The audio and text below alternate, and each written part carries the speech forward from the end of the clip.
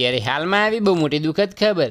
અમરેલીના રાજુલામાં ટ્રિપલ અકસ્માતની ઘટના સર્જાઈ હતી, જેમાં 3 બાઇક વચ્ચે ગંભીર ટક્કર થતાં 2 લોકોના ઘટના સ્થળે જ મોત નીપજ્યા હતા, જ્યારે 4 લોકોને ગંભીર ઈજા પહોંચતા સારવાર અર્થ હોસ્પિટલ ખસેડવામાં આવ્યા હતા। સમગ્ર ઘટનાના મામલે પોલીસ ઘટના સ્થળે દોડી આવી આગળની કાર્યવાહી હાથ ધરી।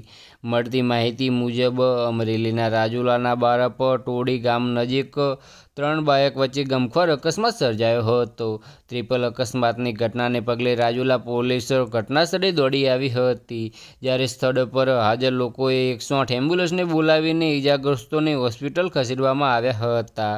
અકસ્માતની આ ઘટનામાં એક બાઇક ચાલક અકસ્માત સર્જીને ફરાર થઈ ગયો હોવાનું જાણવા મળ્યું હતું।